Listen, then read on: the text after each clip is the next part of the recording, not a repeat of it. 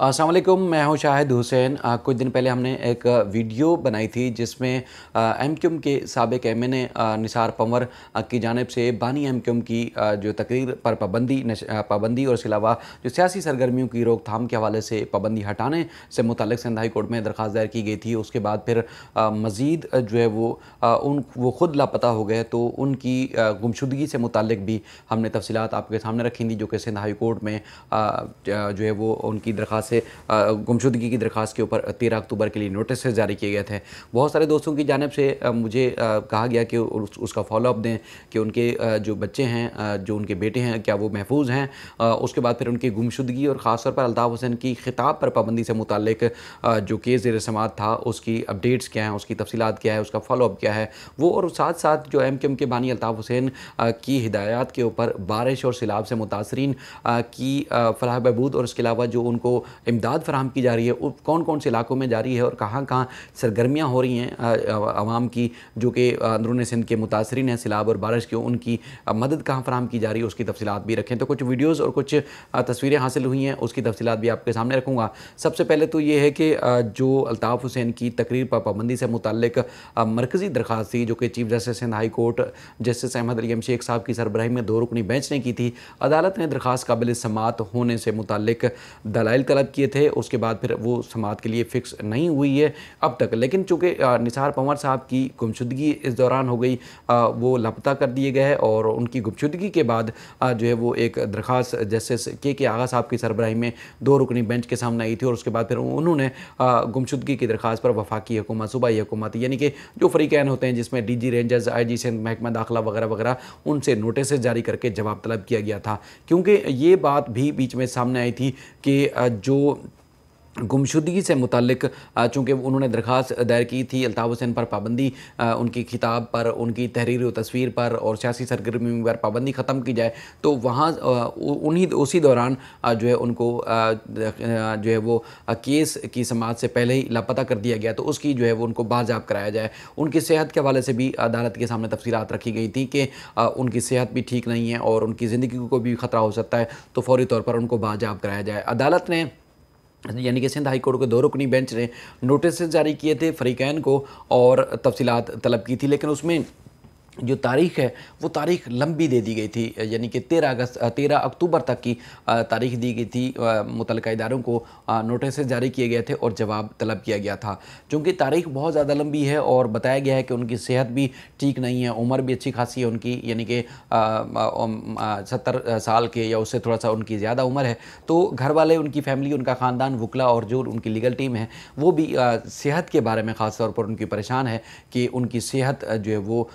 किस तरह उनकी जो है वो सर्वाइव कर सकेंगे। उनको चूँकि मेडिसिन या उनको जो भी अद्वियात लेते थे रोज़ाना की बुनियाद पर, जिसमें ब्लड प्रेशर, शुगर और दीगर चीज़ें, तो वो अद्वियात भी उनको अगर फराहम नहीं की जा रही होंगी तो उनकी एक तो गुमशुदगी के बारे में परेशानी लाहक है, दूसरा उनकी सेहत अगर ख़राब होगी तो मज़ीद उनके लिए जो है वो परेशानी हो जाएगी। तो इसलिए फ़ौरी दरख्वास्त की समाअत के लिए बाकायदा तौर पर दोबारा सिंध हाई कोर्ट से रजू कर दिया गया है और दरख्वास्त बाकायदा तौर पर दायर की गई है, और ना सिर्फ निसार पंवर साहब की गुमशुदगी से मुताल्लिक और उसके फ़ौरी दरख्वास्त की समाअत की जाए, बल्कि उनकी सेहत से मुताल्लिक जो अद्वियात लेते थे सेहत बेहतर करने के हवाले से, यानी कि शुगर, ब्लड प्रेशर और दीगर चीज़ों की, वो और उसके बाद फिर उनकी मेडिकल रिपोर्ट्स भी उस दरख्वास्त के साथ हमें बताया गया कि अटैच की गई हैं, ताकि उनकी दरख्वास्त की समाअत फ़ौरी की जाए और उनको बाज़ाब फ़ौरी तौर पर करवाया जाए। अच्छा, इस दौरान चूँकि उनके साहबजादे जब सिंध हाई कोर्ट में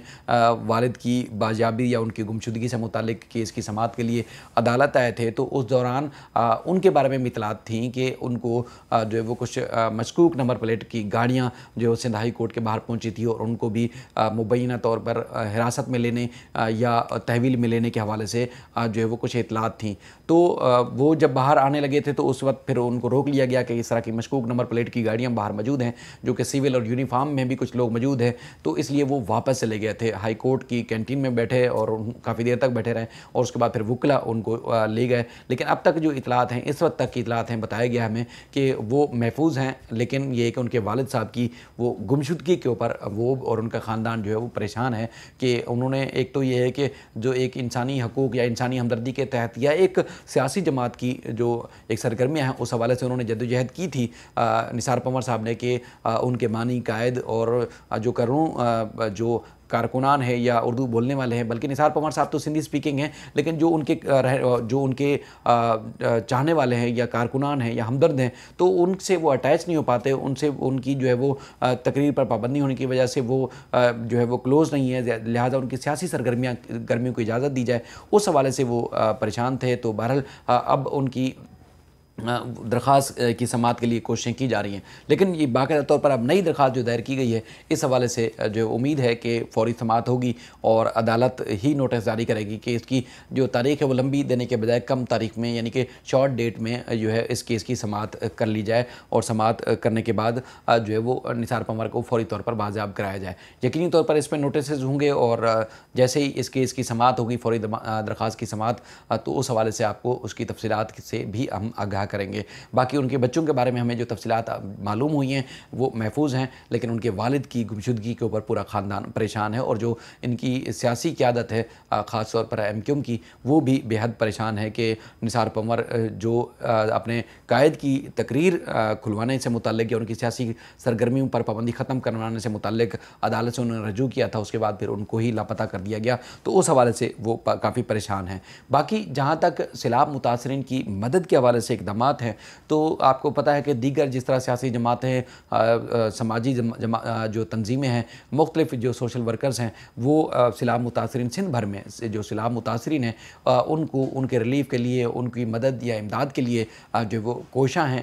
हैं और हर सतह पर जो है हर मकाम पर कोशिश कर रहे हैं कि वो रिलीफ फराहम करें। हुकूमत तो अपनी तरह जो भी जिस तरह कर रही है, लेकिन अल्ताफ़ हुसैन की हिदायत के ऊपर हमें पता चला है कि सिंध के मुख्तलिफ इलाकों, ख़ास तौर पर हैदराबाद जोन और दीगर इलाकों में जो अल्ताफ़ हुसैन के कारकुनान हैं, ख़वातीन और मर्द, वो सैलाब मुतासरीन और बारिश से मुतासरा जो ख़ानदान हैं अंदरून सिंध में आबाद होने वाले, उनके रिलीफ के लिए भी भरपूर तरीके से वो कोशिशें कर रहे हैं, भरपूर तरीके से वो उनको रिलीफ फराहम कर रहे हैं, ख़ास तौर पर खाने पीने की चीज़ें, खुश्क मेवाजात और इसके अलावा दीगर जो ज़रूरी अशिया ज़रूरिया है वो फ़राहम करने के लिए जो है वो ना सिर्फ जमा कर रहे हैं, बल्कि उन लोगों तक, उन मुतासरीन तक, ख़वातीन, बच्चे, मर्द और बड़ी तादाद में जो है वो उन तक पहुँचा रहे हैं ताकि जो लोग मुतासरीन हैं उनकी मदद की जाए। तो ये एक्टिविटी जारी तो है, लेकिन चूँकि खुलेआम इजाज़त नहीं है, खुलेआम उनका कहना है कि उनका शिकवा है कि उनको इजाज़त नहीं है, तो इसलिए मुश्किलात तो दरपेश ज़रूर है फील्ड में आवाम को रिलीफ फराहम करने के हवाले से। वरना आपको याद होगा कि कोई भी आफत होती थी तो आपको पता है कि सबसे पहले कैंप लगते थे और MQM के कारकुनान जो है वो अपने बानी की हिदायत के ऊपर जो है पहुँचते थे और वहाँ से रिलीफ का काम जो है शुरू हो जाता था, चाहे वो ज़ल्ज़ला मुतासरीन थे या इसके अलावा तूल अर्ज़ में मुल्क के कहीं भी कोई आफत आती थी, कोई मुश्किल होती थी, तो हमें देखने में वहाँ मिलता था कि KKF के जो कारकुनान हैं या KKF के जो उसमें रज़ाकार होते थे वो मदद के लिए भी पहुँचते थे। तो ख़ासतौर पर MNAs और MPs तक भी फील्ड में नज़र आते थे लोगों को रिलीफ फराहम करने में या उनकी मदद करने में। तो अब चूँकि पाबंदी है, खुलकर जो है वो अल्ताफ़ हुसैन के जो उनकी सरपरस्ती में जो कारकुनान हैं या हमदर्द हैं या रिलीफ फराहम करने वाले जो लोग हैं, उनको मुश्किलात का सामना तो उनका कहना है कि ज़रूर होता है, लेकिन वो फिर भी कोशिश कर रहे हैं कि जितने पाकिस्तानी हैं जिनकी मदद वो किसी न किसी तरीके से कर सकते हैं, वो मदद फराहम करने के लिए दिन रात एक कर रहे हैं। जो कि आपने वीडियोज़ में भी देखा होगा, वीडियोज़ में देखेंगे भी कि वो जो है वो सिंध के मुख्तलिफ इलाकों में, ख़ासतौर पर हैदराबाद और दीगर इलाकों में इस तरह की चीज़ें कर रहे हैं ताकि लोगों को उनको जो अपनी इस्तात के मुताबिक